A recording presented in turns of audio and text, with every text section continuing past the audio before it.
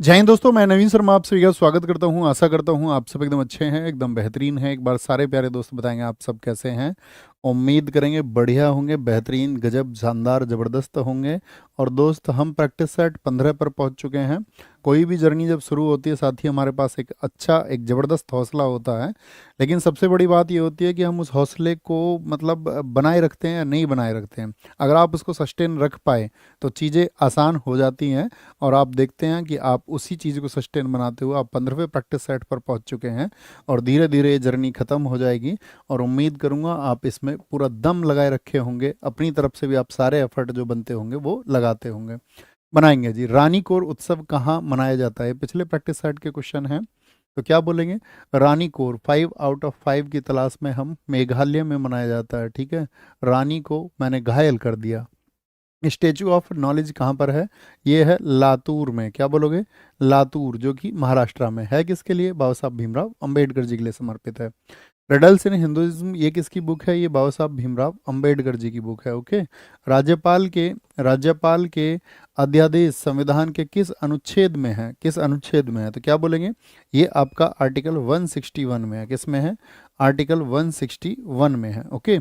और project dolphin कब शुरू हुआ था? 2021 में शुरू हुआ था, 2021 में शुरू हुआ था प्रोजेक्ट डॉल्फिन। एक बार स्कोर बताएं शुभम भाई, स्कोर दिखाओगे आप सारे लोगों का? कितना स्कोर आया है? अंकित यादव जी 5 स्कोर है, सोहन गोस्वामी 4 है, आपका राठौड़ 5 है, के सेंगर 4 है, अतुल भाई का 5 स्कोर है, नॉन स्टॉप गेमर्स 2 है। तुम गेम ज़्यादा खेलते होगे, 2 का क्या मतलब है यार स्कोर का? झूठ नहीं बोलना है। महेश 4 स्कोर है भाई, एम बैक 5 स्कोर है, बहुत बढ़िया। सुल्तानपुर के सुल्तान 5 स्कोर है। चलें बॉस, आगे की तरफ एक बार थम्स अप कर दीजिए जी भैया।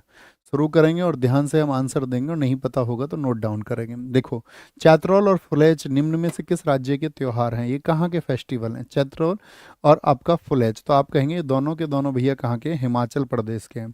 एक एक फेस्टिवल बताओ। हिमाचल प्रदेश का हल्दा है। हिमाचल आंचल के क्या लग रही थी? हल्दी लग रही थी। हाँ भैया, दोनों सज रही थी। साजो फेस्टिवल वहीं का है। दोनों नल पर वारी वारी से जाती थी। हाँ जी, चैट करती थी दोनों, नहीं करती थी? बोलो भैया। हाँ बिल्कुल वहीं का। गोची के कपड़े पहन रखे थे, गुची जिसको कहते, गोची। इनकी मम्मी का नाम बताओ जरा, क्या है? रेणुका है, रेणुका। ये सब याद कराए थे मैंने आपको। मिंजर, मिंजर कहाँ का? यहीं का है। लावी, लावी लिवाइस से याद रख लेना, उसके कपड़े पहनती हैं। हाँ, लोग क्या कहेंगे इस बात की चिंता नहीं करती हैं। हाँ लोग, ठीक है। खेपा याद रख लेना, खेपा फेस्टिवल है। और एक आपका क्या बोलोगे?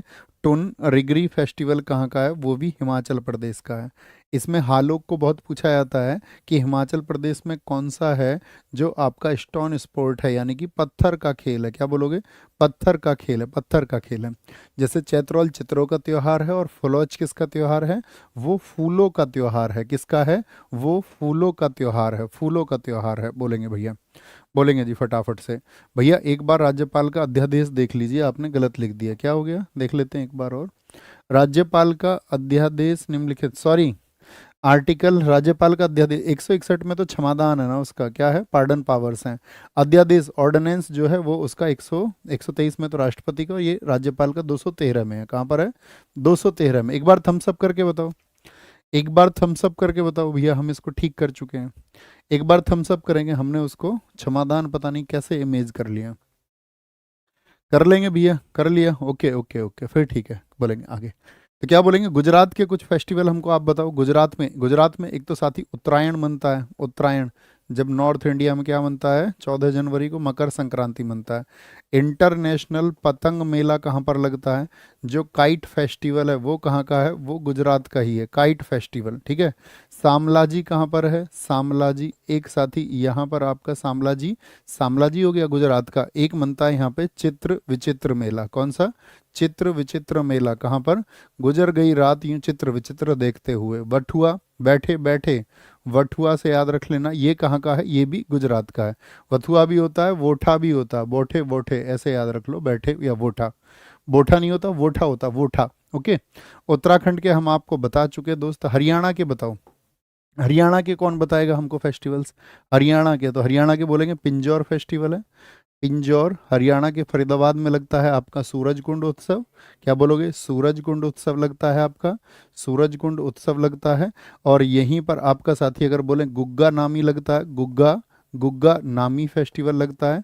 और हरतालिका फेस्टिवल, क्या बोलोगे? हरतालिका फेस्टिवल यहीं पर लगता है, Hartalika. Okay, Hartalika festival, Hartalika. Next आगे आएंगे।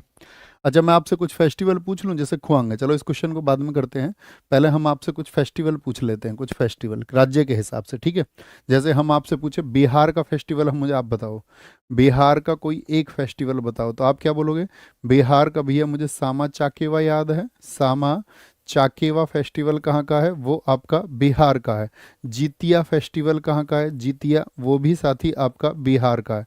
सोनपुर पशु मेला कहाँ पर लगता है? सोनपुर पशु मेला, तो आप कहेंगे बिहार में ही। मधुश्रावणी मेला कहाँ पर लगता है? मधुश्रावणी ये भी भैया बिहार का है। कहाँ का है? बिहार का है, बिहार का। अगर मैं आपसे पूछ लूँ, मुझे बताओ छत्तीसगढ़ में, छत्तीसगढ़ में बताओ, छत्तीसगढ़ में साथी क्या क्या याद है आपको? तो क्या बोलोगे? मंडई में लगता है, मंडई। हाँ भैया मंडई लगता है, मंडई लगता है। एक आपका, एक हरेली लगता है यहाँ पे छत्तीसगढ़ में, हाँ जी हरेली। एक मैं आपको बता देता हरेला फेस्टिवल, मैंने कहा जब कभी भी पूछो तो तुम बताओगे, तुमने प्रॉमिस किया था। जी भैया बताएंगे, बताओ जी फटाफट। पंडवानी डांस है दोस्त, पंडवानी मेला नहीं है, हरेला हो गया आपका।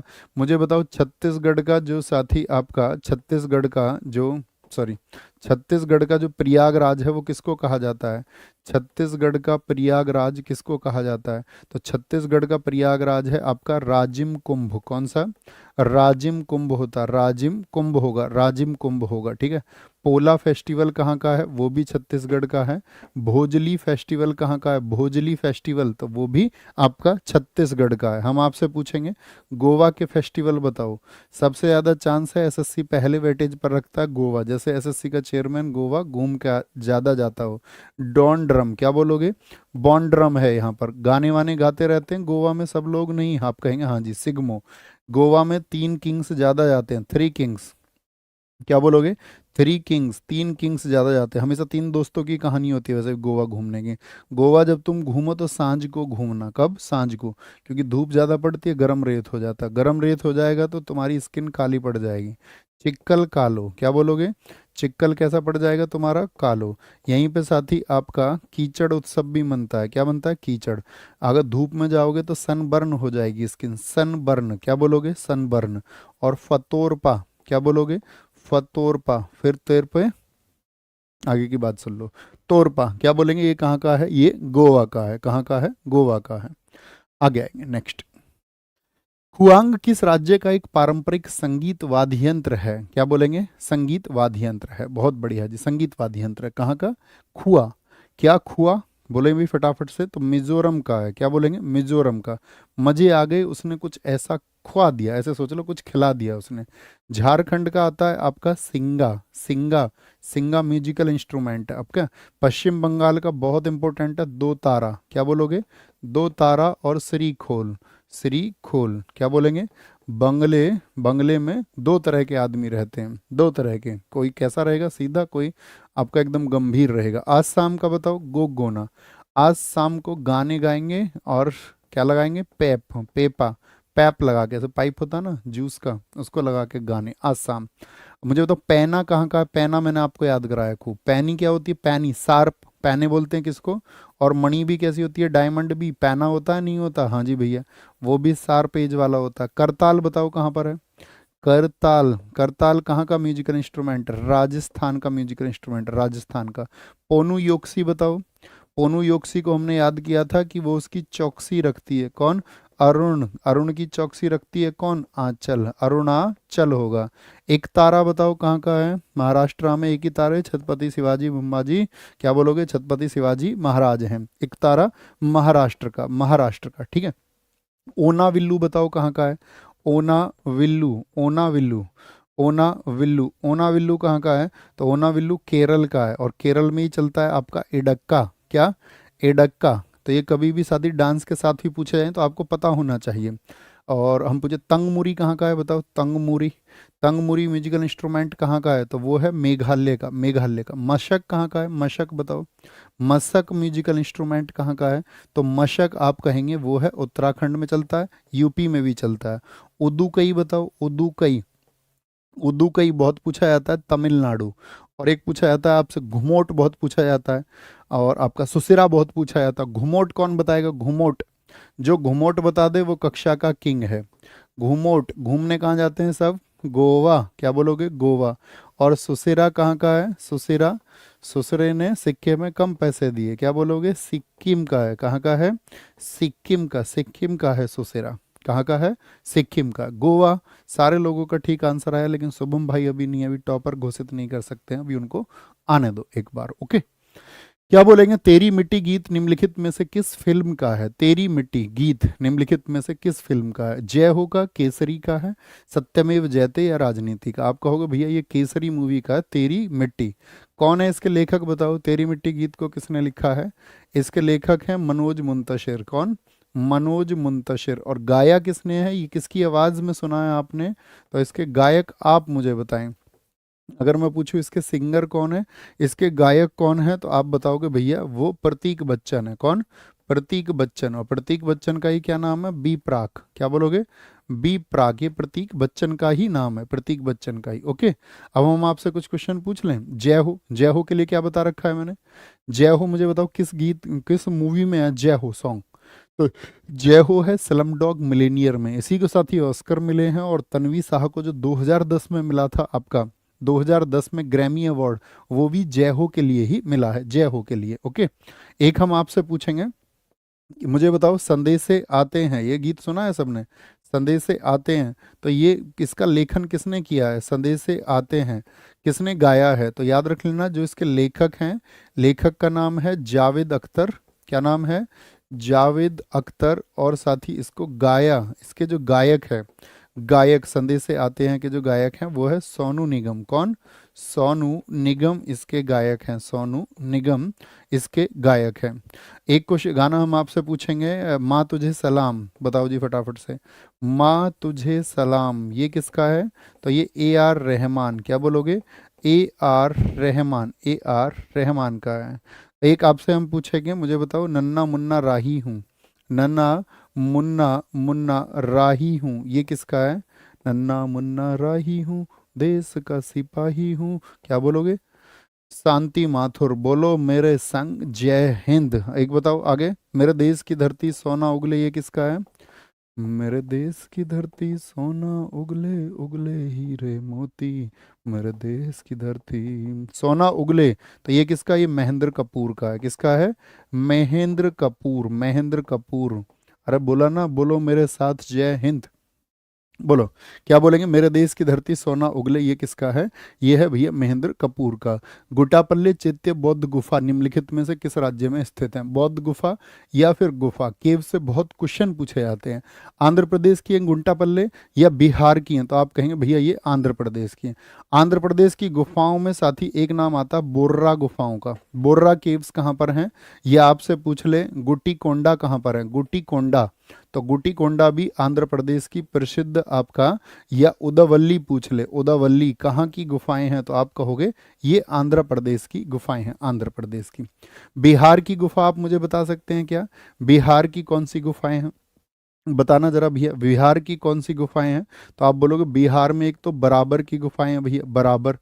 एक बिहार में नागार्जुन की गुफाएं हैं, कौन सी, नागा अर्जुन की गुफाएं हैं। और भी है बिहार में कोई सी, इतना याद रखो।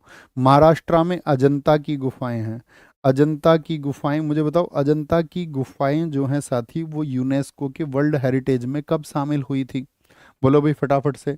अजंता की गुफाएं, तो अजंता की गुफाएं टोटल संख्या में अगर हम बोले तो वो हैं 29। और ये कहाँ पर हैं आपका अजंता की गुफाएं, ये हैं आपका संभाजी नगर में। संभाजी नगर जो औरंगाबाद का नया नाम कर दिया गया। 29 गुफाएं हैं। किस आपका अगर मैं पूछूं रिवर के किनारे हैं, तो वाघोरा रिवर के किनारे हैं। किस किनारे हैं, वाघोरा नदी के किनारे हैं, वाघोरा नदी के किनारे हैं, ओके। अजंता की गुफाएं, क्या आंसर आया 1983, एकदम से ठीक है। यहीं पर हैं आपका साथी, अगर मैं पूछूं महाराष्ट्र में आपका एलोरा की गुफाएं। एलोरा की गुफाएं टोटल कितनी है बताओ। एलोरा जो केव्स हैं, एलोरा गुफा, इनके बारे में क्वेश्चन पूछा था किस पहाड़ी पर हैं, तो ये चंदनवाड़ी हिल पर हैं। किस पर हैं? चंदनवाड़ी, चंदनवाड़ी पहाड़ी पर ये स्थित हैं। चंदनवाड़ी पहाड़ी पर स्थित है और इन गुफाओं की जो संख्या है वो है 34। कितनी? 34। इसमें बड़ा इंपॉर्टेंट क्वेश्चन है, 1 से 12 तक तो जो है इसमें बौद्ध गुफा है। कौन सी हैं? बौद्ध गुफा है। और आपका 13 से जो 29 है इसमें हिंदू गुफा है। कौन सी है? हिंदू गुफा है। और जो 30 से 34 तक हैं, 30 से 34 तक इसमें जैन गुफा है। तो कई बार एसएससी ने पूछा है कि एलोरा की गुफाओं में आपका, एलोरा की गुफाओं में आपका जैनों की कितनी गुफाएं हैं, जैनों की कितनी गुफाएं, वो नंबर आपको लिखना है। क्या बोलोगे? 5 गुफाएं हैं। ओके। महाराष्ट्र में एक और गुफा आ जाती है आपका, अजंता हो गई, एलोरा हो गई, कन्हेरी की गुफाएं पूछे, कन्हेरी केव्स, कन्हेरी गुफा कहाँ पर है, तो कन्हेरी गुफा आपका वो महाराष्ट्र में है। ठीक है। हिमाचल प्रदेश की नहीं जानते।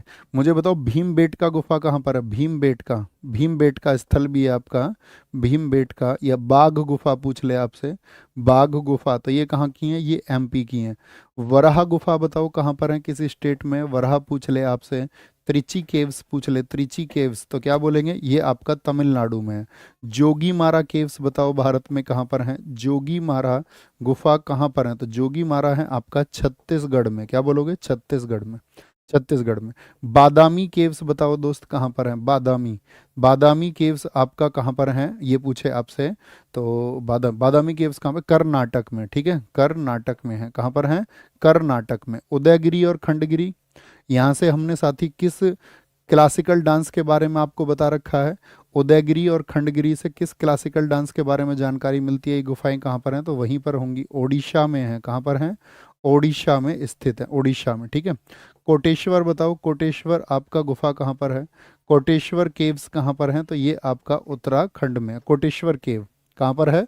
ये आपका उत्तराखंड में है। बहुत पूछी जाती हैं, केव्स याद रख लेना। ओलंपिक के नियमों के अनुसार मैच की तीसरी पारी में जब कोई पक्ष पॉइंट बनाता है, तीसरी पारी में, ठीक है, तो बैडमिंटन खिलाड़ी कोर्ट की साइड बदल लेते हैं, यानी इस साइड का खिलाड़ी उस साइड चला जाएगा और दूसरी साइड का खिलाड़ी इस साइड आ जाएगा, तो 11 पॉइंट पर दिशा बदलेगी उसकी। कितने पर? 11 पॉइंट पर उसकी दिशा बदल जाती है। किसकी बात कर रहे हैं हम? बैडमिंटन की। बैडमिंटन का मुझे बताओ पुराना नाम क्या है? पुराना नाम क्या है इस खेल का? पुराना नाम, पुराना नाम बैडमिंटन का, तो पुराना नाम है इसका दोस्त आपका पूना। क्या बोलोगे? पूना। पहले इसको शटलकॉक नाम से खेला जाता था। देखो, एक मैच जो होता है इसका, एक मैच जो होता है, एक मैच में 21 21 21 अंकों के 3 गेम होते हैं। क्या बोलोगे?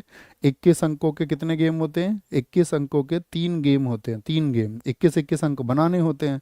अगर स्कोर मान के चलो दोनों का 20 20 हो गया, स्कोर यदि 20 20 हो जाए, यदि स्कोर 20 20 हो जाए तो जीत के लिए कितने पॉइंट चाहिए बताना? तो जीत के लिए कितने पॉइंट चाहिए? 21 अंकों का होता तो जीत के लिए फिर 2 पॉइंट चाहिए। क्या? दोनों के अगर 20 20 हो गए तो 2 पॉइंट चाहिए होंगे। बैडमिंटन के मैदान की अगर हम बात करें आपसे, कितनी लंबाई होती है?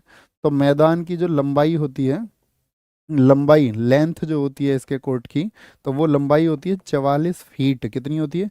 44 फीट होती है, यानी 13.41 मीटर होती है। और इसी को साथ ही अगर मैं चौड़ाई पूछूं आपसे, तो चौड़ाई सिंगल्स के लिए अलग हो जाएगी, तो सिंगल्स के लिए हो जाएगी 17 फीट। कितने? सिंगल्स के लिए। और डबल्स के लिए हो जाएगी 20 फीट। कितनी हो जाएगी? 20 फीट। D4 डबल्स के लिए हो जाएगी। किसके लिए? डबल।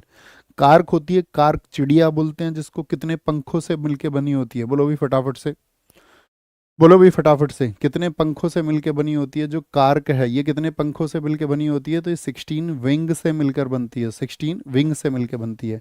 और जो कार्क चिड़िया होती है इसका वजन कितना होता है? तो भैया बहुत हल्की होती है। अच्छा, कितनी हल्की होती है? तो 4.7 से लेकर के 5.5 ग्राम्स तक होती है। 4.7 से 5.5 ग्राम तक होती है।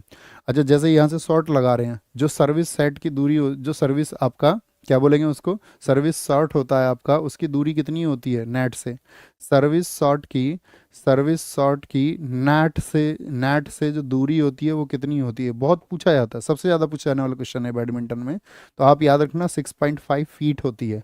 और देखो कन्वर्जन आपको करना है, हो सकता है वो फीट में ना पूछ के मीटर में पूछ ले, तो आपको पता होना चाहिए 1 मीटर में 3.3 फीट होते हैं। तो अगर उसने मीटर दे रखे हैं और फीट में पूछ रखा है तो 3.3 से मल्टीप्लाई कर लो। अगर उसने फीट में दे रखा है और आपका मीटर में आपसे पूछा है तो 3.3 से डिवाइड कर लो। थम्स अप करके बताओ जी भैया हम ये कर लेंगे। बिल्कुल कर लेंगे, इसमें तो कोई इशू ही नहीं है, इतना तो हमको भी करना होगा। थॉमस कप निम्नलिखित में से किस खेल से संबंधित है? थॉमस कप किस खेल से संबंधित है? तो थॉमस कप है आपका, यार तुम मेरी बातों पर रिएक्ट कर दिया करो, ठीक है, ऐसे नहीं बनना मतलब ये सा, हाँ ठीक है कोई बात नहीं, इन्होंने बोल दिया ठीक है अब नहीं करते हैं कुछ भी, ठीक है मान लिया, रिएक्ट किया करो थोड़ा सा, है ना, उससे एनर्जी फ्लो होता है। थॉमस कप निम्नलिखित में से किस खेल से संबंधित है? तो थॉमस कप है आपका पुरुष बैडमिंटन से। और थॉमस कप की शुरुआत कब हुई थी बताओ? थॉमस कप की जो शुरुआत हुई थी वो भारत की आज़ादी के अगले वर्ष से 1948-49 से ये शुरू हुआ था, 48-49 से। कितने दिनों में होता है? हर साल होता है क्या? नहीं, ये बाई एनुअल होता है, यानी कि द्विवार्षिक है। कैसा है? अरे बोलो जोर से, द्विवार्षिक है, द्विवार्षिक। अच्छा, भारत इसको कभी जीता है क्या? नहीं, क्या बोलोगे? भारत पहली बार इसको जीता था, भारत ने जो इसको पहली बार जीता था वो जीता था 2022 में, इंडोनेशिया को हराया था उस समय पर हमने, थॉमस कप। क्योंकि ये सिर्फ भारत का बैडमिंटन कप नहीं है। अगर हम भारत के बैडमिंटन कपों की बात करें, भारत के जो बैडमिंटन कप और ट्रॉफी हैं, क्या बोलोगे? बैडमिंटन कप और ट्रॉफी हैं। तो बैडमिंटन कप कौन कौन से हैं भारत के? उसमें पहला आता है सुधीरमन कप। कौन सा? सुधीरमन कप होगा, सुधीरमन कप, है ना। दूसरा जो आएगा भारत का वो होता है आपका चड्डा कप आता है। कौन सा? चड्डा कप आएगा, चड्डा कप आएगा आपका। तीसरी अगर हम बात करें आपसे, रहमतुल्ला कप आता है, रहमतुल्ला। किससे संबंधित है रहमतुल्ला कप? और एक आपका साथी सबसे लेटेस्ट 2009 वाला सैयद मोदी इंटरनेशनल। कौन सा? सैयद मोदी इंटरनेशनल। ये भारत के कप हैं जो किससे संबंधित है? बैडमिंटन से संबंधित है। जैसे थॉमस कप होता है वो पुरुष का बताया, अगर मैं आपसे पूछूं महिला बैडमिंटन के लिए कौन सा सबसे चर्चित है, तो महिला बैडमिंटन के लिए होता उबेर कप। खूब पूछा जाता है कि उबेर कप की शुरुआत कब हुई थी, बताओ जी। उबेर कप जो शुरू हुआ दोस्त, वो शुरू हुआ था 1956-57 में, 1956-57 में, ठीक है। पहले ये भी 3 वर्षों के अंतर पर खेला जाता था, लेकिन अब तो 2 वर्षों के अंतर पर खेला जाता है। अब बैडमिंटन से हम आपसे पूछेंगे, मुझे बताओ भारत के लिए ओलंपिक में बैडमिंटन में सबसे पहले पदक किसने जीता? इंडियन खिलाड़ी जिसने ओलंपिक में पदक जीता, ओलंपिक में ओलंपिक मेडल इंडिया के लिए कौन लेके आया? ओलंपिक मेडल इंडिया के लिए, ठीक है, बैडमिंटन में। किसमें? बैडमिंटन में। तो कौन है वो? पहला पदक लेके आए थे आपका, पहला पदक लेके आई थी सानिया नेहवाल जी 2012 लंदन ओलंपिक में। कौन थी? साइना नेहवाल, साइना नेहवाल। पहला पदक इनका याद रख लेना, साइना नेहवाल। और एक ही बैडमिंटन में 2 मेडल किसने जीत रखे हैं? पीवी सिंधु ने। पीवी सिंधु ने किस किस ईयर में? 2012 में जीता था ना उन्होंने? नहीं भैया, 2016 रियो में और 2020 टोक्यो में जीता उन्होंने। यहाँ पर जीता था उन्होंने सिल्वर मेडल, और आपका 2020 में उनका मेडल आया था ब्रॉन्ज मेडल, ब्रॉन्ज मेडल। एक चैंपियनशिप होती है all England, all England badminton championship. तो ऑल इंग्लैंड बैडमिंटन चैंपियनशिप को जीतने वाले पहले भारतीय कौन है, ये आपको बताने हैं। ऑल इंग्लैंड बैडमिंटन चैंपियनशिप को जीतने वाले वो हैं 1980 में प्रकाश पादुकोण, दीपिका पादुकोण के पापा जी। क्या बोलोगे?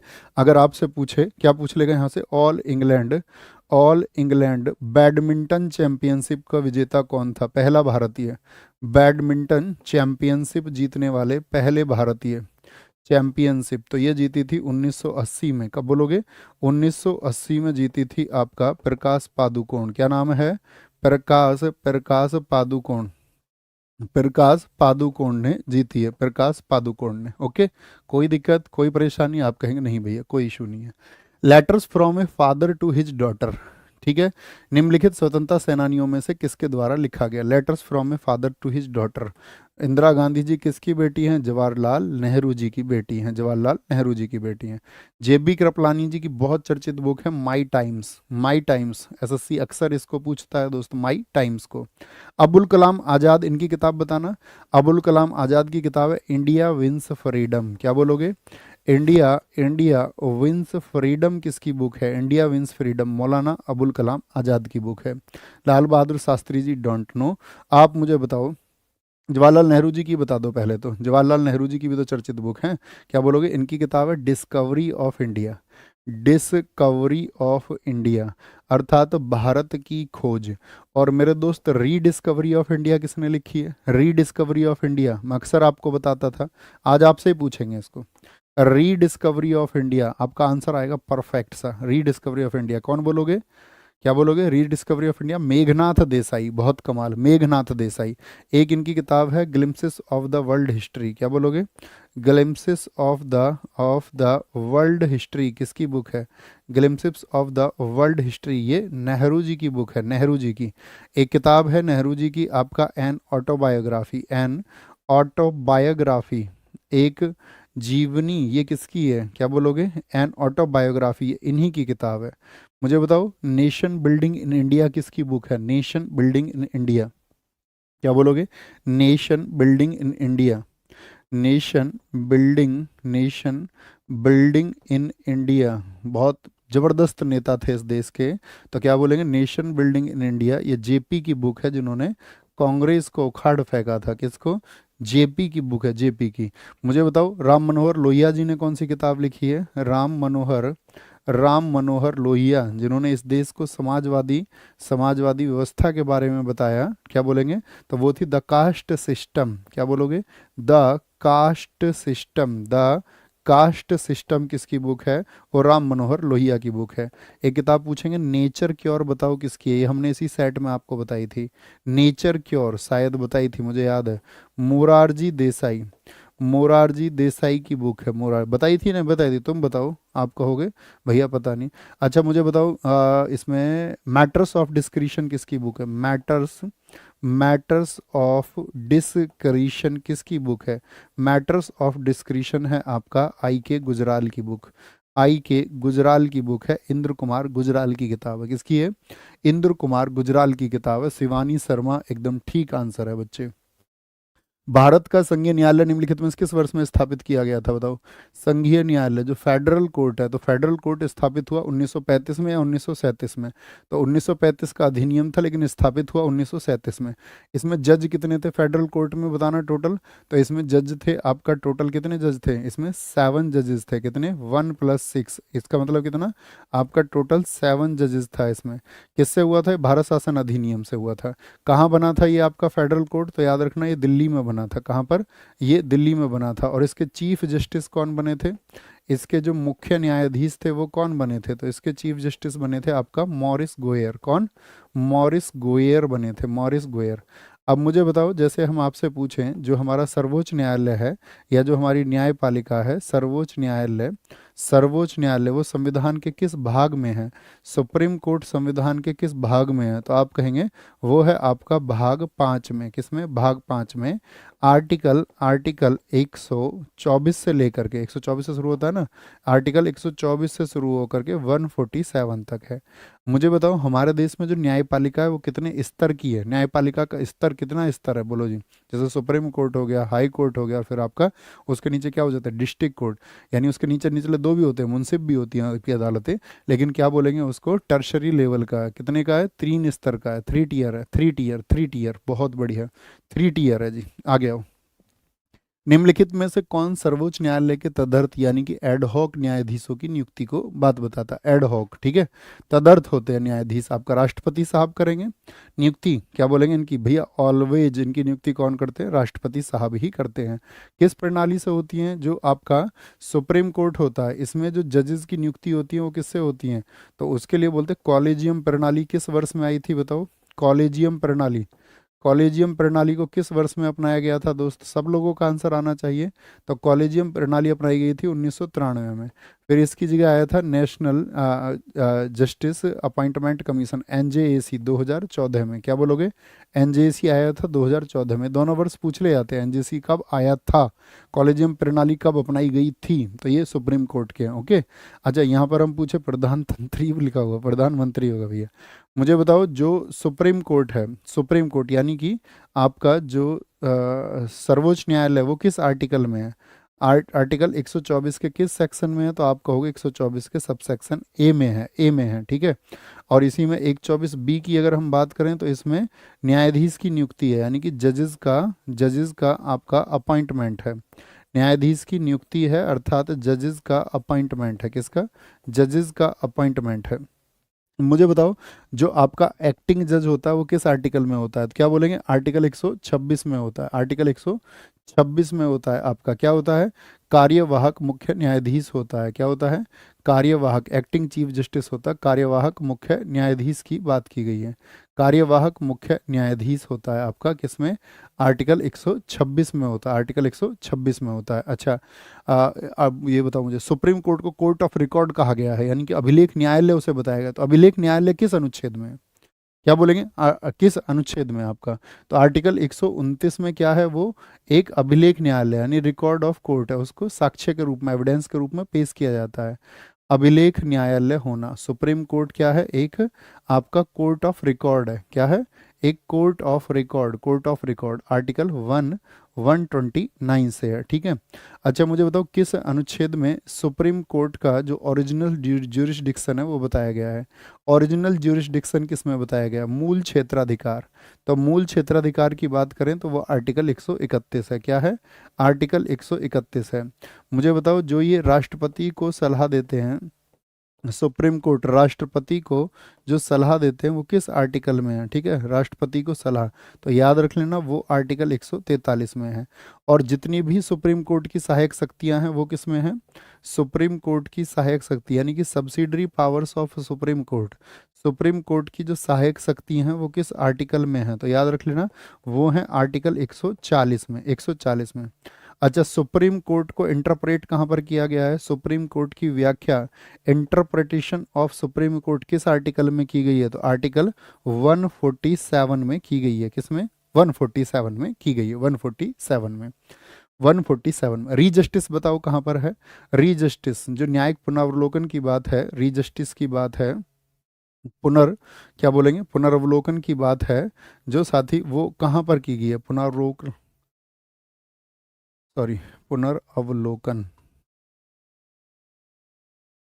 की बात कहाँ पर की गई है? तो ये आर्टिकल, क्या बोलोगे? रीजस्टिस की बात वो 37 में की गई है। आर्टिकल 137 में। कहाँ पर? 137 में। बहुत कमाल, बहुत ठीक आंसर आप सब लोगों के आए। उच्चतम न्यायालय मामलों की सुनवाई नई दिल्ली में करता है, परंतु भाई नई दिल्ली में तो है हमारा सुप्रीम कोर्ट। हाँ, आप कहेंगे हाँ जी, किस डेट को बनाया गया था बताओ जरा?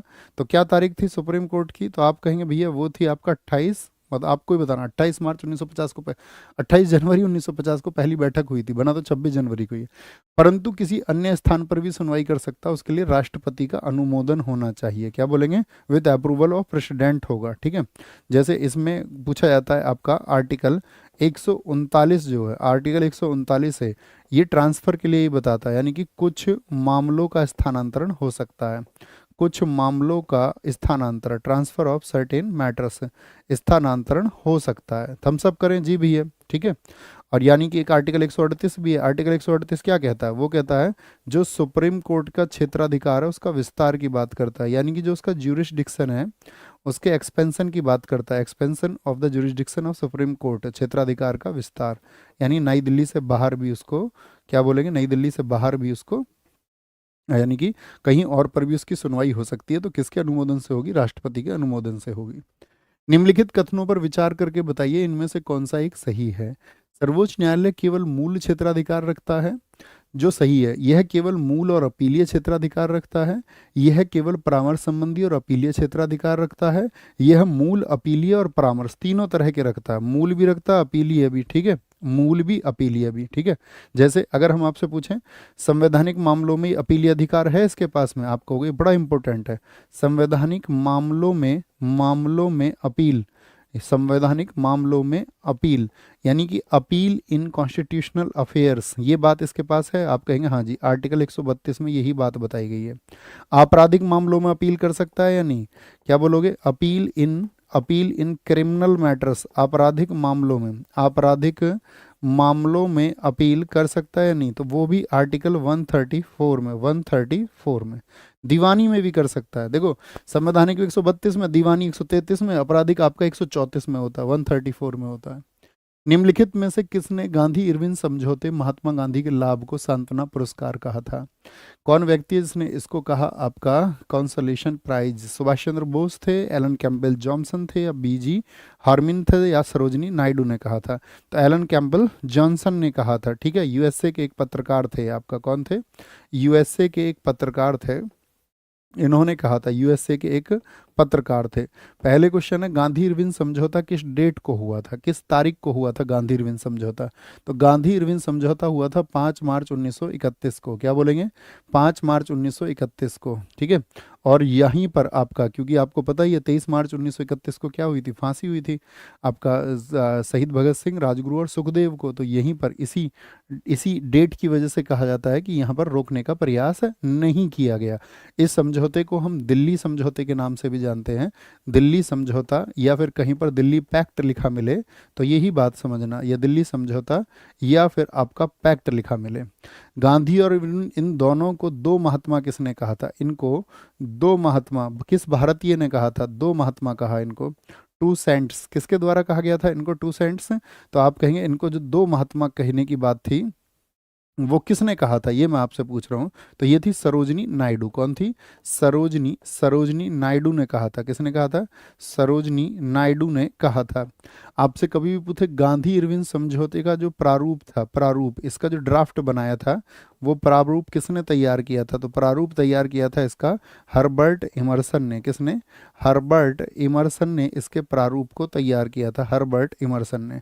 बहुत सारी चीज़ें थी इसमें, राजनीतिक बंदियों की रिहाई होनी चाहिए, नमक बनाने का अधिकार मिलना चाहिए, आदि इन सब चीज़ों पे बात की गई थी। ओके, नेक्स्ट है, महात्मा गांधी जब द्वितीय गोलमेज सभा में भाग लेने लंदन गए थे तो कहाँ पर ठहरे थे? लंदन में कहाँ पर ठहरे थे? सेंट जेम्स पैलेस में, किंग्सले हॉल में, इंडिया पैलेस में, या सॉरी इंडिया हाउस में? इंडिया हाउस में द्वितीय गोलमेज सम्मेलन के समय। तो ये लंदन में ही है, तीनों की तीनों। आपका बताओ भैया, तो कहाँ पर रुके थे? किंग्सले हॉल में रुके थे, किंग्सले हॉल में। ठीक है, किस जहाज से गए थे गांधी जी? बताओ जहाज कौन सा था गांधी जी का? तो गांधी जी का जहाज था राजपुताना। क्या था? राजपुताना। अच्छा, जब बाबा साहब भीमराव अंबेडकर गए थे गोलमेज सम्मेलन में तो वो किस जहाज से गए थे? तो वो गए थे मुल्तान जहाज से। किससे गए थे? वो मुल्तान जहाज से गए थे, राजपुताना। और याद रख लेना यहाँ पर ये किसकी तरफ से गए थे? कांग्रेस के प्रतिनिधि। तो कांग्रेस ने किस गोलमेज सम्मेलन में भाग लिया? बताओ, क्या पहले में लिया था? आप कहेंगे नहीं। जो कांग्रेस है ना, कांग्रेस उसने पहले का बहिष्कार किया था, पहले, दूसरे और तीसरे। ना तो पहले में गए ना तीसरे में गए, दूसरे में गए। दूसरे में कांग्रेस के प्रतिनिधि बन के गए, और इनके साथ में आपका सरोजिनी नायडू गई थी या नहीं? बताओ हाँ या ना।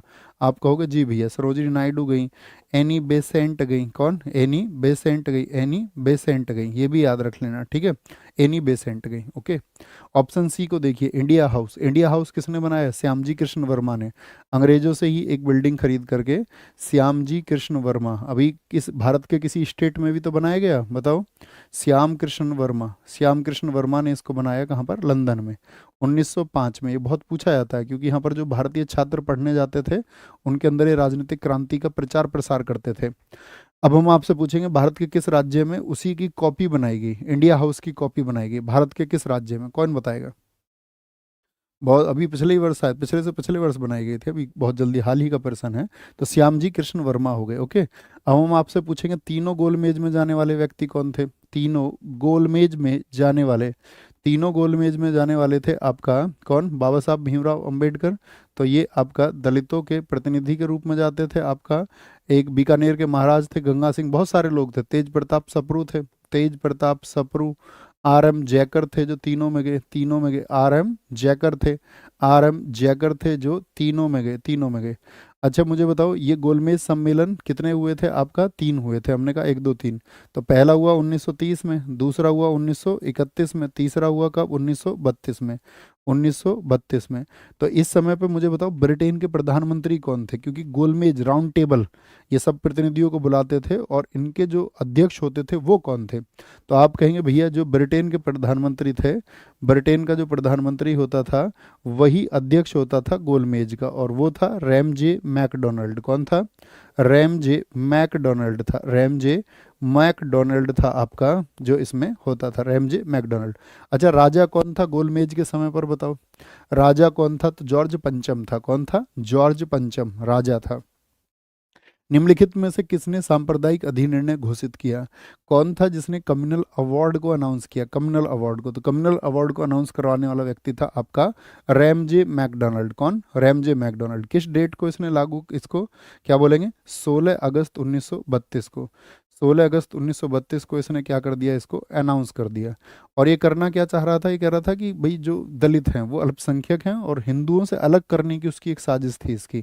तो गांधी जी ने इसके खिलाफ क्या कर दिया? गांधी जी ने क्या कर दिया? इसके खिलाफ आंदोलन कर दिया। और गांधी जी किस जेल में थे बताओ? गांधी जी किस जेल में थे? गांधी जी इस समय पर जो जेल थे वो थी यरवदा। कौन सी जेल थी? यरवदा। और यहीं पर इन्होंने क्या कर दिया था? आमरण अनशन कर दिया था। आमरण अनशन कर दिया था। तो यहाँ पर एक समझौता हुआ था आपका, बताओ जी। यहाँ पर एक समझौता हुआ था यरवदा जेल में, जिसको हम बोलते हैं पूना पैक्ट। तो पूना पैक्ट किस डेट को हुआ बताओ? पूना पैक्ट तो वो हुआ 24 सितंबर को 1932 में। किन दो के बीच में? तो एक पक्ष में तो आपका गांधी जी हिंदुओं की तरफ से, और साथ में आपका दलितों की तरफ से बाबा साहब भीमराव अंबेडकर। बाबा साहब भीमराव अंबेडकर, क्योंकि दो पक्षों की बात ये करने लग गए थे अंग्रेज, है ना। तो यहाँ पर क्या गांधी जी ने साइन कर दिए थे? तो आप कहेंगे नहीं, गांधी जी ने यहाँ पर साइन नहीं किए थे। साइन नहीं किए थे, और इनकी जगह हिंदुओं की तरफ से जो साइन किए वो मदन मोहन मालवीय ने किए। क्या बोले? मदन मोहन मालवीय ने। क्योंकि एक ही व्यक्ति को क्या कर दिया गया था? 2 वोट का अधिकार इसमें दे दिया गया था, 2 वोट का। तो क्या कहा था गांधी जी ने? नहीं, ऐसे नहीं बंटने देंगे, चाहे रिजर्व सीट ज़्यादा हो जाए। तो रिजर्व सीट की संख्या कितनी कर दी गई थी? आपसे मेरा क्वेश्चन है।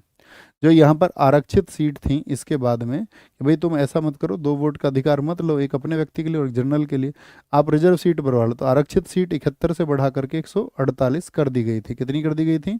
148 सीट कर दी गई थी। ये आपको पता होना चाहिए। कितनी कर दी गई थी सीट?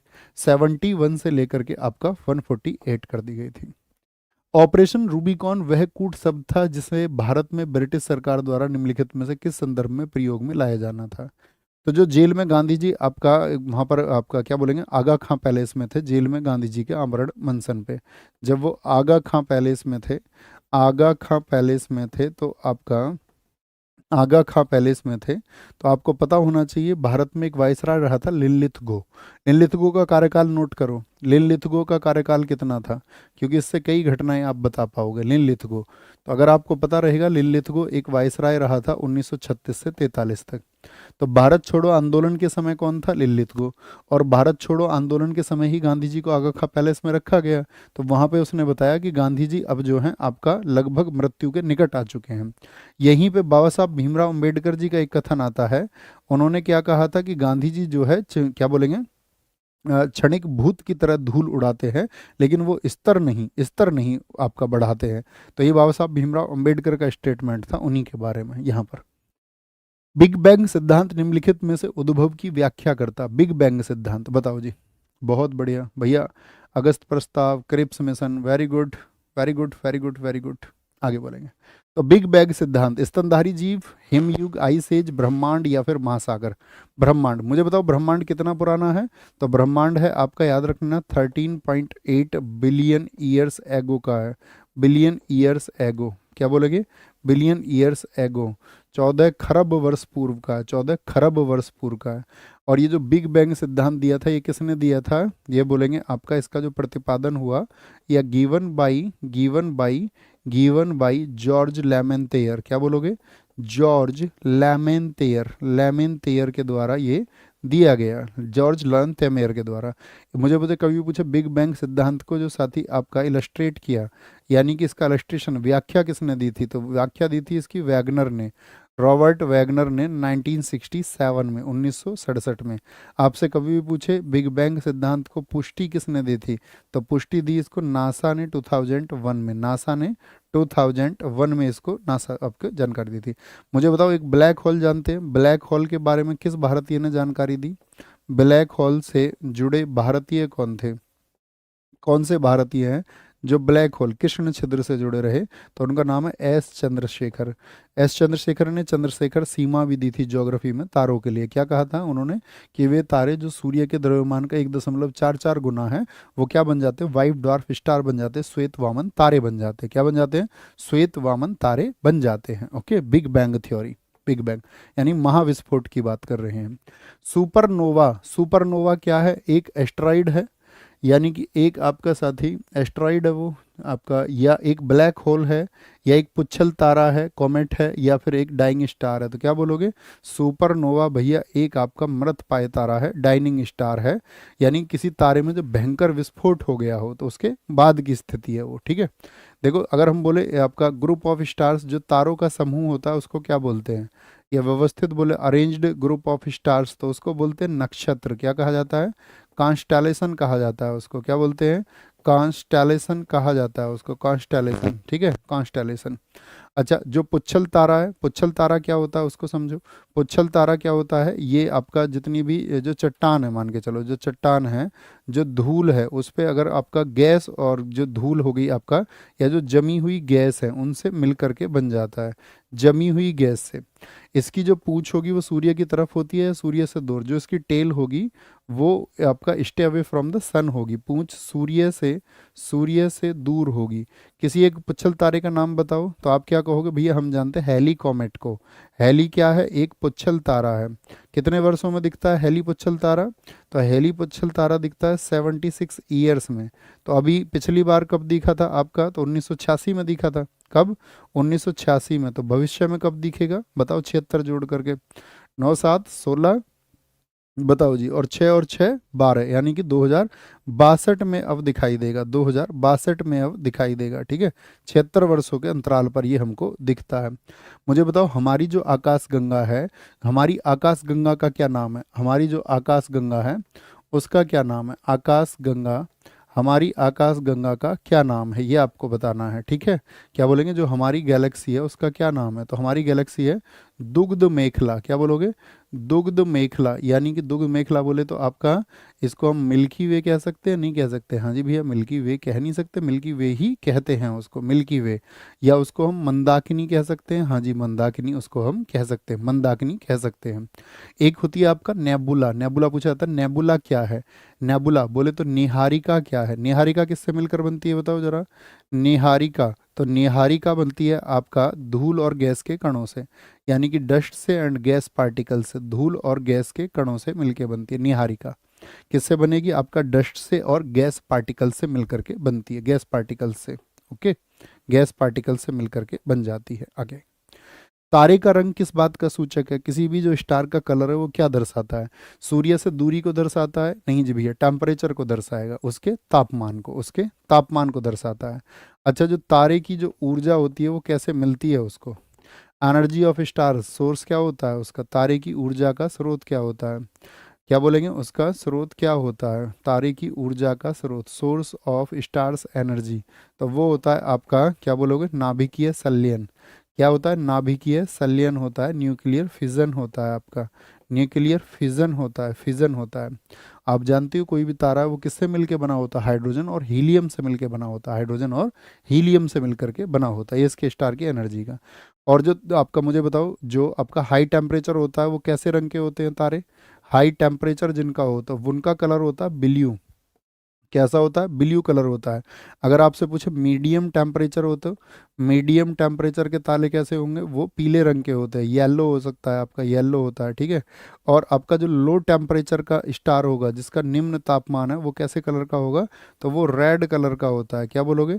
रेड कलर का होता है, लो टेम्परेचर वाला। ये बात आपको याद रख लेनी है। अच्छा, मुझे बताओ, सूर्य सबसे निकटतम तारा हमारी पृथ्वी का? आप कहेंगे हाँ जी। सूर्य के बाद में दूसरा निकटतम तारा कौन सा है बताओ?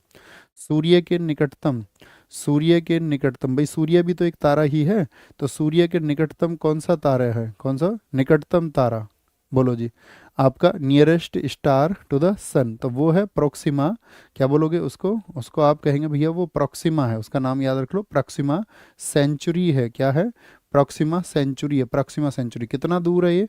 4.2 लाइट ईयर दूर है, 4.2 लाइट ईयर। लाइट ईयर समझते हो? प्रकाश वर्ष, यानी प्रकाश द्वारा एक वर्ष में चली गई दूरी, एक वर्ष में। भाई प्रकाश कितना चलता है? 3 लाख किलोमीटर प्रति सेकंड चलता है ना, तो 1 सेकंड से 1 मिनट निकाल सकते हो ना? हाँ भैया, गुणा 60 कर लेंगे।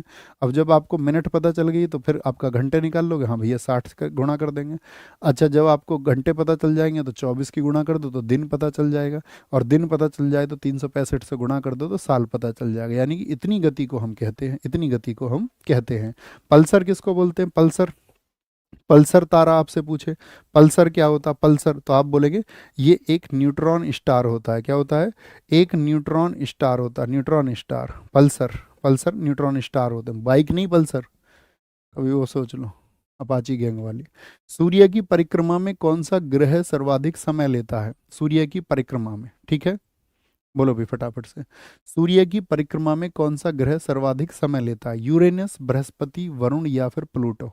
तो सबसे ज्यादा दूर कौन सा है आपका? नेपच्यून है। क्या है? नेपच्यून सबसे ज्यादा समय लेता है। क्या बोलोगे? सबसे ज्यादा समय। सबसे ज्यादा समय अगर बोले तो 164 वर्ष ले जाता है, 164 आपका 8 पार्थिव वर्ष ले जाता है, पार्थिव वर्ष ले लीजिए, ठीक है, पार्थिव वर्ष ले जाता है। सबसे ज्यादा दूर भी यही है, सबसे दूर भी यही है। कितने ग्रह हैं टोटल हमारे, बताना? सबसे दूर भी यही है। सबसे कम टाइम कौन लेता है? सबसे कम समय, सबसे कम जो साथी परिक्रमा में समय लेगा, ठीक है, रिवॉल्व होने में कितना टाइम लेता है, तो वो है बुध अर्थात मरकरी। कितने दिन में? 88 डेज में चक्कर लगा लेता है, 88 डेज में चक्कर लगा लेता है ना। अगर हम आपसे पूछें ये आपका सूर्य है, क्या है? ये आपका सूर्य है, तो क्या क्वेश्चन पूछता है यहाँ सबसे ज़्यादा? अब वो पूछने बंद हो गए कि भैया बहन वहन कौन है, पूछ ले तो सब करके आएंगे। पहला ग्रह का नाम बताओ, आप नाम बताओ इनके सबके। क्या बोलेंगे? इनके सबके नाम बताओ आप मुझे फटाफट से, सबके नाम बताओगे, ठीक है, क्या क्या नाम है इन सबके, बताओ जी भैया। तो आप क्या बोलेंगे? इसका नाम है आपका, क्या बोलते हैं उसको? बुश नाम का आदमी था, कहाँ रहता था? बुश नाम का आदमी पृथ्वी पर रहता था। 3 दिन वो बाल नहीं कटवाता था अंधविश्वास के चलते। मंगल, बृहस्पतिवार और शनिवार। और 2 बेटे उसके, अरुण और वरुण। क्या? अरुण और वरुण। तो क्या बोलोगे? बुध बोले तो मरकरी हो गया, शुक्र बोले तो वीनस हो गया, पृथ्वी बोले तो अर्थ हो गया, मंगल बोले तो मार्स हो गया, बृहस्पति बोले तो जुपिटर हो गया, और आपका शनि बोले तो सैटर्न हो गया, अरुण बोले तो यूरेनस हो गया, और वरुण बोले तो नेपच्यून हो गया, नेपच्यून हो गया। तो यहाँ पर क्या है, जो पहले 4 ग्रह हैं, पहले जो ये 4 ग्रह हैं, इन चारों को क्या कहते हैं? और ये जो बाद वाले 4 ग्रह हैं, इन चारों को क्या कहते हैं? तो पहले वाले जो 4 हैं ये कैसे हैं? ये ठोस के बने हुए हैं। ये कैसे हैं? ये सॉलिड होते हैं। और ये सारे के सारे होते हैं गैस के बने हुए, अर्थात गैसियस होते हैं। क्या होते हैं? गैसियस होते हैं। इन्हीं को इसी वजह से कहा जाता है आपका जोवियन प्लेनेट। क्या? जोवियन बोल दो इनको, बाहरी प्लेनेट इनको बोल दो। क्या बोल दो? बाहरी प्लेनेट इनको बोल दो। क्या बोल देंगे? जोवियन बोल दो, या इनको बाहरी प्लेनेट बोल दो, या इनको बोल दो आप गैसीय दानव। गैसीय दानव भी इन्हीं को कहा जाता है, यानी कि गैसियस, गैस जेंट्स इनको कहा जाता है, गैस जेंट्स इन्हीं को कहा जाता है। तो ये गैसियस प्लेनेट हो गए। सॉलिड जो ठोस हैं इनको बोलते हैं inner planet, inner, inner, inner अर्थात ये आपका आंतरिक ग्रह हो गए। कैसे हो गए? आंतरिक हो गए, आंतरिक। और ये चट्टानों के बने हुए हैं, ठोस भी हैं, इसीलिए कई बार इनको स्थलीय भी कहते हैं, स्थलीय, टेरिस्टेरियल प्लेनेट भी बोलते हैं। क्या बोलते हैं? टेरिस्टेरियल प्लेनेट भी इनको बोलते हैं, टेरिस्टेरियल प्लेनेट। कोई दिक्कत, कोई परेशानी? बोलो भाई। अरे बोलो नहीं भैया, कोई प्रॉब्लम नहीं है, कोई प्रॉब्लम नहीं है, ओके। अच्छा, जब कोई प्रॉब्लम नहीं है तो इतना और याद रख लेना कि ये जो 4 है इनके बीच में यहाँ मिलते हैं आपका क्षुद्र ग्रह। क्या मिलते हैं यहाँ पर? यहाँ पर एस्ट्रॉइड्स मिलते हैं। तो एस्ट्रॉइड्स कौन से 2 ग्रहों के बीच हैं? मंगल और बृहस्पति के बीच में। यहाँ पर कौन सा है ये मंगल है, और यहाँ पर है आपका बृहस्पति। मंगल और बृहस्पति के बीच में यहाँ पर क्या मिलते हैं? यहाँ पर मिलते हैं क्षुद्र ग्रह। क्या मिलते हैं? क्षुद्र ग्रह अर्थात एस्ट्रॉइड्स मिलते हैं, एस्टेरॉइड्स मिलते हैं, एस्ट्रॉइड्स। मुझे बताओ सबसे बड़ा एस्ट्रॉइड कौन सा है? सबसे बड़ा एस्ट्रॉइड कौन सा है? सबसे बड़ा एस्ट्रॉइड वो कौन सा है, यानी कि सबसे बड़ा क्षुद्र ग्रह? तो वो है सैरस। क्या है? सैरस। क्या बोलोगे? सबसे बड़ा एस्ट्रॉइड सैरस है। और यदि एस्ट्रॉइड टूट जाए तो वो किस में बदल जाता है? वो मेट्रॉइड में बदल जाता है, यानी कि उल्का पिंड में बदल जाता है। तो मैं कभी भी पूछूंगा उल्का पिंड का निर्माण किसके टूटने से होता है, तो आप क्या बोलोगे? भैया क्षुद्र ग्रह के टूटने से। ये क्षुद्र ग्रह अगर यदि बिखर जाए तो बिखर के किस में बदल जाएगा? तो बिखर के ये उल्का पिंड हो जाता है, यानी मेट्रॉइड में बदल जाता है। किसमें? उल्का पिंड में बदल जाता है ना, उल्का पिंड में ये बदल जाता है। ओके, आओ जी आगे। राजकोषीय नीति रिक्त स्थान की नीति है। राजकोषीय नीति किसकी नीति है, बताएंगे जी? तो ये सरकार की है। हाँ जी, सरकार। देखो राजकोषीय से मतलब क्या होता है? जो फिस्कल पॉलिसी है, फिस्कल पॉलिसी से मतलब है जो भी पैसा आया, रेवेन्यू जितना भी आएगा, और जो भी खर्चे होंगे, एक्सपेंडिचर होंगे, वो सब आपका क्या बोलेंगे? सरकार की नीति है। लेकिन इसको तैयार कौन करता है? याद रख लेना, इसको तैयार करता है वित्त मंत्रालय। कौन? फाइनेंस मिनिस्ट्री इसको तैयार करती है, वित्त मंत्रालय इसको क्या करता है, तैयार करता है, वित्त मंत्रालय। भारत में सिक्के की दशमलव प्रणाली को कब बदला? दशमलव प्रणाली यानी कि आप सबको पता होना चाहिए पहले क्या होता था। पहले प्राचीन समय में क्या होता था, जो 1 रुपया होता था वो आनों में विभाजित था। 1 रुपये में 16 आने होते थे। कितने होते थे? 16 आने। 1 रुपये में 16 आने। और एक जो आना होता था वो 4 पैसे के बराबर होता था। कितने के? 4 पैसे, यानी 64 पैसे होंगे आपका 1 रुपये में। भाई 1 रुपये में कितने पैसे होंगे? 64 पैसे होंगे। लेकिन इस व्यवस्था को बदल के क्या कर दिया गया, 1 रुपये में होंगे आपका कितने? 100 पैसे। यही तो होते थे 100 पैसे, बताओ भैया। आप कहेंगे हाँ जी। ये कब से किया गया आपका? तो इसके लिए बोलते हैं आपका सिक्के की दशमलव प्रणाली अप्रैल 1957 से की गई, 1957 से, ठीक है। और अगर बोले तो 1 अप्रैल को ही की गई थी साहब, 1 अप्रैल 1957 को। लेकिन इसमें एक डेट है आपका, याद रखना, 1 जून 1964। 1 जून 1964 को क्या कर दिया गया, नया नया शब्द हटाया गया, नया शब्द हटाया गया। नया शब्द किससे हटाया गया भैया? वो याद रख लेना, क्योंकि यहाँ पर जब सिक्का आया था तो उसको बोला गया था नया पैसा। क्या बोला गया था? नया पैसा बोला गया था। लेकिन नया पैसा में नया शब्द हटा करके एक पैसा लिखा। क्या बोलेंगे? एक पैसा लिखा उसको, एक पैसा। कब से? आपका 1 जून 1964 से। फिक्की का पूर्ण रूप क्या है? Federal Indian chamber of commerce, federal Indian chamber of commerce, federation of Indian chambers of commerce and industry. क्या बोलेंगे? Federation of Indian chambers of commerce and industry. एकदम से ठीक है, एकदम से ठीक है। कब बना बताना जरा, फिक्की कब बना था? फिक्की कब बना था, यहाँ लिख लें। फिक्की बना था आपका कब? 1927 में, 1927 में। हेडक्वार्टर कहाँ पर है इसका? नई दिल्ली में है। कहाँ पर है? नई दिल्ली में। गांधी जी के कहने पर इसकी स्थापना हुई थी। और इसको जो बनाया, अगर मैं पूछूं तो आपसे, घनश्याम दास बिड़ला, आपने नाम सुना हो तो, घनश्याम दास बिड़ला। और घनश्याम दास बिड़ला के साथ में दूसरे व्यक्ति थे आपका पुरुषोत्तम दास ठाकुर। कौन? पुरुषोत्तम दास ठाकुर, पीडी ठाकुर, पुरुषोत्तम दास ठाकुर। किसकी सलाह पर? महात्मा गांधी की सलाह पर इसको स्थापित किया गया था।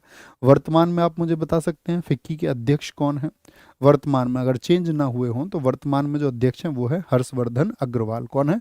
हर्षवर्धन अग्रवाल वर्तमान में है। अच्छा, ऐसे ही एक संगठन आता है एसोचैम। क्या?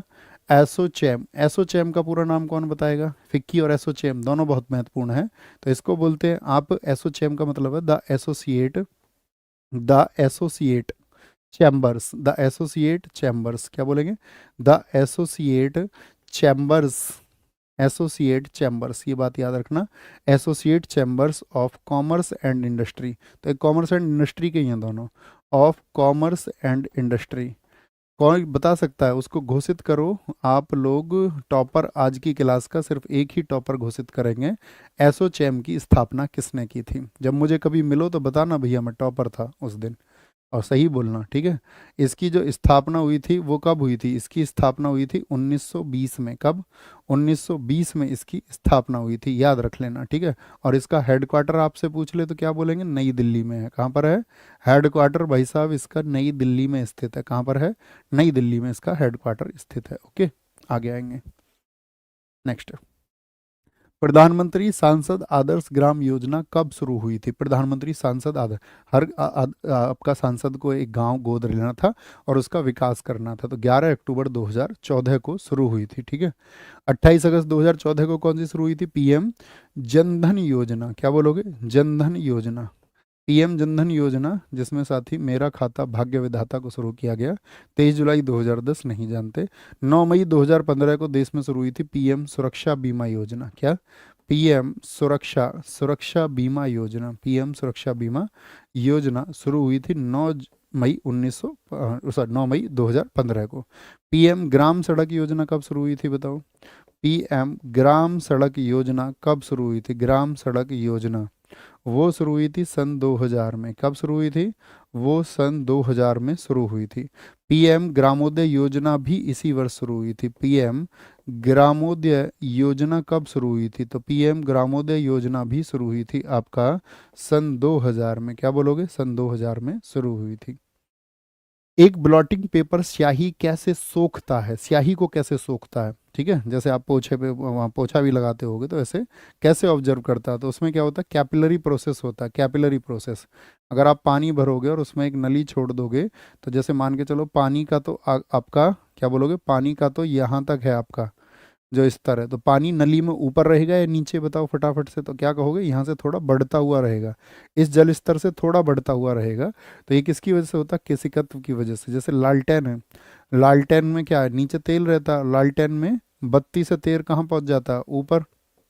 लालटेन में बत्ती से ऊपर की ओर तेल का जाना, ऊपर की ओर, ऊपर की ओर जो तेल जाता है आपका, वो किस वजह से जाता है, तेल का जाना, तो वो जाता है आपका कैपिलरी प्रिया, किससे, कैपिलरी से।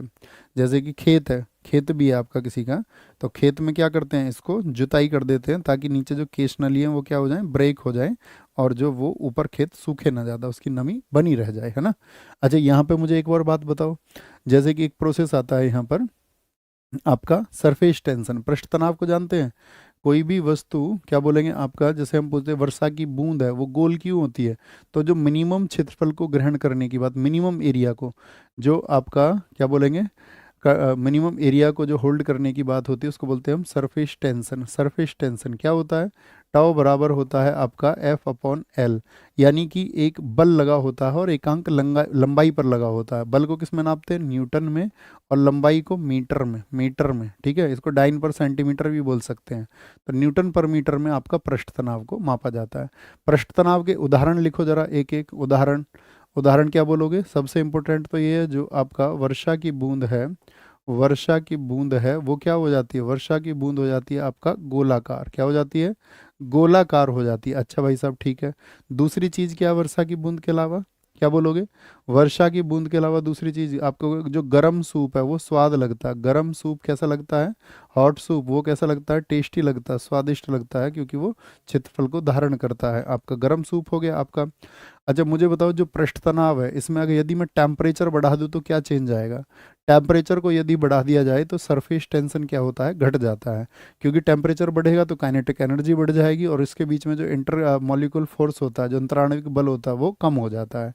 और सरफेस टेंशन क्या है, क्या जीरो हो सकता है सरफेस टेंशन, हाँ जीरो हो सकता है, लेकिन जीरो होगा ये आपका किस पर, क्रांतिक ताप पर होगा, किस पर, क्रिटिकल टेम्परेचर पर होगा, क्रांतिक ताप पर, किस पर, क्रिटिकल टेम्परेचर पर ये क्या हो जाएगा, क्रिटिकल टेम्परेचर पर ये जीरो हो जाता है।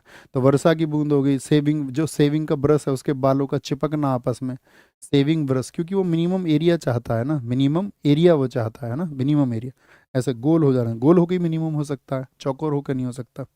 ओके, आगे बताओ, इनमें से कौन सी धातुओं की अभिक्रियाशीलता के आधार पर सही अवरोही क्रम है, सही अवरोही क्रम है, यानी डिसेंडिंग ऑर्डर है, घटता हुआ क्रम है। एल्यूमिनियम, कॉपर, कैल्शियम, नहीं भैया, एल्यूमिनियम नहीं, पहला आएगा आपका कैल्शियम, कैल्शियम को पहले ले लो, कैल्शियम को पहले ले लो, फिर एल्यूमिनियम को, फिर कॉपर को। कैल्शियम, एल्यूमिनियम, कॉपर, और फिर आपका क्या बोलेंगे, Hg अर्थात पारा हो जाएगा। लेकिन मैं अगर पूछूं आपसे, सबसे ज़्यादा अभिक्रियाशील किस, सबसे ज़्यादा जो साथी रिएक्टिविटी होती है, सबसे ज़्यादा अभिक्रियाशील धातु कौन सी होती है, बताना ज़रा, सबसे ज़्यादा अभिक्रियाशील धातु कौन सी होती है, सबसे ज़्यादा जो रिएक्टिव रिएक्टिव मेटल होता है वो क्या होता है, वो Cs होता है, सीजियम होता है, क्या होता है, सीजियम होता है, सीजियम होता है। आवर्त सारणी पढ़ रखी है आप सब लोगों ने, आप सब लोगों ने मुझे ये बताओ फटाफट से, पीरियोडिक टेबल पढ़ रखी है, तो पीरियोडिक टेबल किसने दी थी बताओ सबसे पहले, आवर्त सारणी, पीरियोडिक टेबल की अगर हम बात करें तो आवर्त सारणी को पेश किया सबसे पहले किसने, दमित्री मेंडलीफ ने, किसने, मेंडलीफ ने किस ईयर में मेंडलीफ ने अपनी आवर्त सारणी प्रस्तुत की थी, ईयर बताओ उसका, ईयर। तो मेंडलीफ ने जो परमाणु सारणी अपनी प्रस्तुत की वो प्रस्तुत की थी 1869 में, और इसका जो आधार था वो क्या था, इसका आधार था परमाणु भार, एटॉमिक मास को, किसको, एटॉमिक मास, परमाणु भार अर्थात एटॉमिक मास पर ये बल देता था। और ये कहता था कि जितने भी आपका जो तत्व हैं, यानी इसकी सीधी सी परिभाषा ये थी कि तत्वों के भौतिक और रासायनिक गुण उनके परमाणु भारों के आवर्ती फलन होते हैं, यानी डायरेक्टली प्रोपोर्शनल टू द आपका एटॉमिक मास, ये उसकी परिभाषा थी। लेकिन इसके बाद में आपका मोजले ने आधुनिक आवर्त सारणी बनाई, मोजले ने मॉडर्न पीरियोडिक टेबल उसने बनाई 1913 में, 1913 में। और इसने क्या बताया कि तत्वों के भौतिक और रासायनिक गुण के परमाणु क्रमांकों के आवर्ती फलन होते हैं, परमाणु क्रमांकों के। मुझे आज भी याद है, मैं जब एक बार एएलपी पेपर देने गया था आपका, एएलपी एनटीपीसी वाला है ना, 2015 वाले का जो है, तो उसमें यही परिभाषा पूछी गई थी मोजले की, मोजले की, कि तत्वों के भौतिक और रासायनिक गुण उनके परमाणु क्रमांकों के आवर्ती फलन होते हैं। ये किसने कहा था? तो ये मोजले ने कहा था। किसने? तो मोजले ने अपनी कब दी परमाणु आपका वो पीरियोडिक टेबल 1913 में दी थी। अब मुझे बताओ मेंडलीफ ने जो अपनी टेबल दी थी, ये पीरियोडिक टेबल, इसमें कितने एलिमेंट्स उसने बताए थे? 63 एलिमेंट्स बताए थे, 63 बताए थे ना, इसमें मुझे कन्फ्यूजन है, बताओ जरा। इसमें 63 तत्व उसने बताए थे। क्या मैं सही हूँ? यस और नो, यस और नो, यस और नो, बोलो भी फटाफट से, यस और नो। जी हाँ, 63 ही बताए थे। ओके, तो ये आपको पता होना चाहिए। अब देखो इसमें सबसे इंपॉर्टेंट कैसे, जैसे कि अभी क्रियाशीलता है, एक क्वेश्चन पूछा था परमाणु त्रिज्या वाला, सबसे इंपॉर्टेंट है परमाणु त्रिज्या, यानी कि एटॉमिक रेडियस। जो एटॉमिक रेडियस है, एटॉमिक रेडियस है वो क्या होगा? देखो तत्व में क्या होता है, जैसे चलते हैं तो क्या होता है? आवर्त बोलते हैं इसको, क्या बोलते हैं? आवर्त बोलते हैं। और इसको क्या बोलते हैं? इसको बोलते हैं कॉलम, अर्थात समूह कहते हैं, समूह, खड़े पंक्ति को। तो कितने आवर्त होते हैं आपका? 7 तो आवर्त होते हैं। और समूह कितने होते हैं? 18 होते हैं। समूह कितने होते हैं? 18 होते हैं। तो जो परमाणु त्रिज्या, अब ऐसे साइन लगाएं तो कैसे चल रहे हैं हम बताओ? तो हम चल रहे हैं आपका, यानी कि हम चल रहे हैं बाएं से दाएं, लेफ्ट टू राइट, यानी कि आवर्त में लेफ्ट टू राइट यदि चलेंगे तो परमाणु त्रिज्या क्या होगी? डिक्रीज हो जाएगी, घट जाएगी। और यदि समूह में ऊपर से नीचे की तरफ जाएंगे तो वो हमेशा बढ़ेगी, क्या बोलेंगे? वो आपका इंक्रीज हो जाएगी। जैसे ये पूछा जाता है इलेक्ट्रॉन बंधुता, सबसे ज़्यादा पूछी जाती है इलेक्ट्रॉन बंधुता। तो इससे क्या होगा? आपको नाम याद करने की जरूरत नहीं होती। फिर इलेक्ट्रॉन बंधुता, यानी कि इलेक्ट्रॉन एफिनिटी की बात करें, किसकी? इलेक्ट्रॉन एफिनिटी की बात अगर हम करें तो वो क्या होती है? Electron affinity. अगर आप लेफ्ट टू राइट जा रहे हैं इलेक्ट्रॉन एफिनिटी के लिए तो वो हमेशा बढ़ेगी, बस उसका अपवाद होता है हैलोजन, हैलोजन के मामले में वो घट जाती है, नहीं तो हैलोजन तक वो बढ़ती है। और ऊपर से नीचे जाओगे तो वो क्या हो जाएगी? घट जाएगी। क्या हो जाएगी? घट जाएगी। और यही सेम कॉन्सेप्ट लगता है आपका आयनीकरण ऊर्जा पर। आयनीकरण ऊर्जा यानी कि आयोनाइजेशन, आयोनाइजेशन एनर्जी पर भी क्या फर्क पड़ेगा? सेम, वो इधर लेफ्ट टू राइट चलने में बढ़ेगी और ऊपर से नीचे की तरफ घटेगी। ठीक है, क्या बोलेंगे? घटेगी आपका। और ऐसा ही सेम इम्पैक्ट पड़ता है आपका किस पर? जिसको हम बोलते हैं विद्युत ऋणात्मकता, विद्युत ऋणात्मकता। तो ये तीनों एक जैसी चीज है, विद्युत ऋणात्मकता। यानी कि अगर हम पूछे इलेक्ट्रोनेगेटिविटी की बात, इलेक्ट्रोनेगेटिविटी पर क्या फर्क पड़ेगा? इलेक्ट्रोनेगेटिविटी पर तो वो क्या होगी? ऐसे चलेंगे तो वो बढ़ जाएगी और ऐसे चलेंगे तो वो घट जाएगी, घट जाएगी। ठीक है, जैसे कि हम उसमें देखते हैं ना, विद्युत ऋणात्मकता उसमें देखा जाता है आपका, किस में देखा जाता है आपका? फिर कल बाहर आई फ्लोरीन, ठीक है, क्लोरीन, आपका ब्रोमीन, आयोडीन, इसमें आप उसको चेक कर सकते हैं। थम्सअप करें यहीं बस, इधर चलेंगे तो बढ़ेंगे, नीचे की तरफ चलेंगे घटेंगे, लेकिन वो किसके केस में होगा? बाकी 3 केसेस में, एक केस में नहीं होगा। ओके, बोलो भी फटाफट से। पाचन तंत्र के चरणों का निम्नलिखित में से कौन सा अनुक्रम सही है? उत्सर्जन, अंतर्ग्रहण, अवशोषण, पाचन, अवशोषण, उत्सर्जन, पाचन, अंतर्ग्रहण, अंतर्ग्रहण, अवशोषण, उत्सर्जन, पाचन, अंतर्ग्रहण, पाचन, अवशोषण या उत्सर्जन होगा। बोलो भी फटाफट से, फटाफट से बताएंगे। सर आपने एग्जाम को तब क्लियर कर दिया होगा। अब तो यार बात गई, रात गई। अब तो क्या क्लियर और ना क्लियर सब एक जैसा है ना? बताओ तुम फटाफट से, कौन सा अनुक्रम सही है? कौन सा अनुक्रम सही है?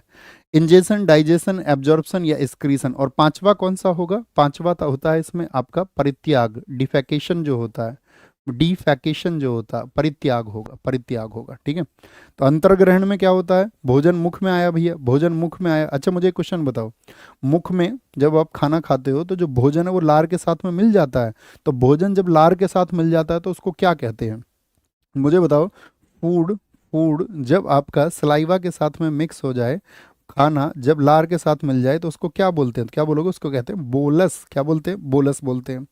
खाना जब साथी आपका आमाशय में चला जाए, आमाशय का मतलब स्टोमक में चला जाए, तो स्टोमक में जब खाना जाता है तो वहाँ पर HCl मौजूद रहता है, नहीं होता? हाइड्रोक्लोरिक अम्ल पेट में, हाँ जी भैया।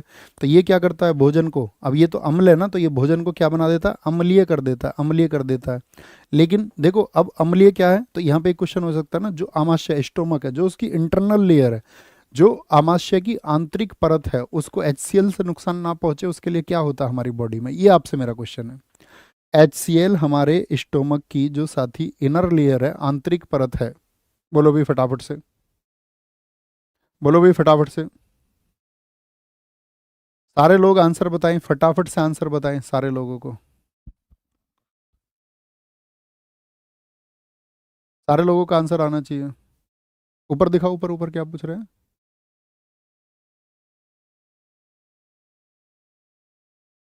अरे यार, बोलो भी फटाफट से, क्या बोलेंगे। अम्लीय, अम्लीय भैया यहाँ पढ़ने आया करो, बस किसी तरह की पॉलिटिक्स करने मत आया करो।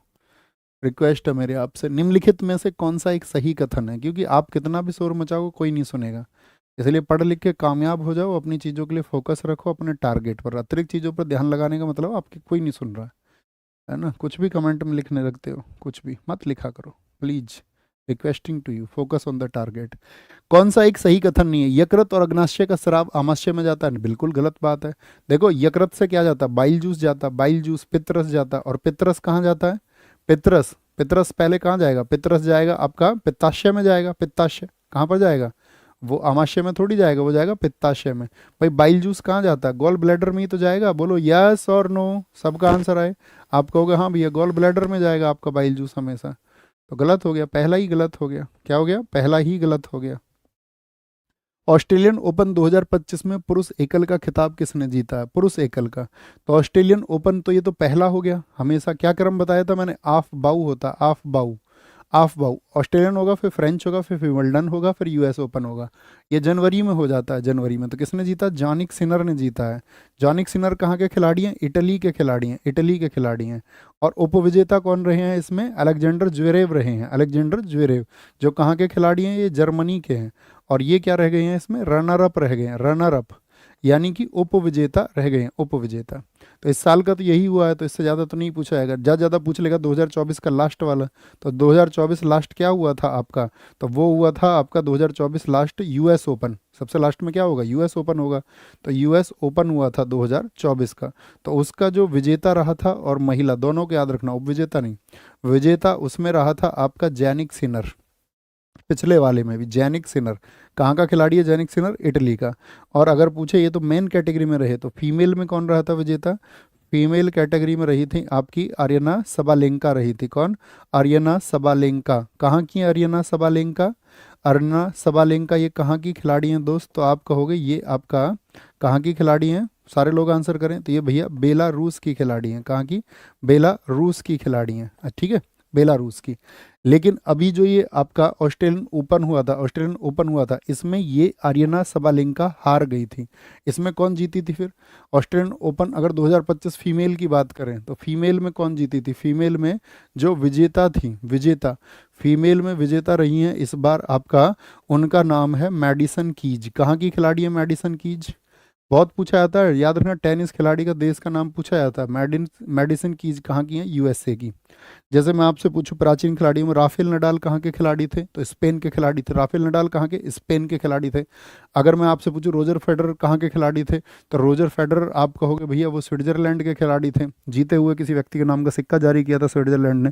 अगर मैं आपसे पूछ लूँ एक और व्यक्ति थे, नोवाक जोकोविच, वो कहाँ के खिलाड़ी, ये बहुत पूछा जाता है, नोवाक जोकोविच।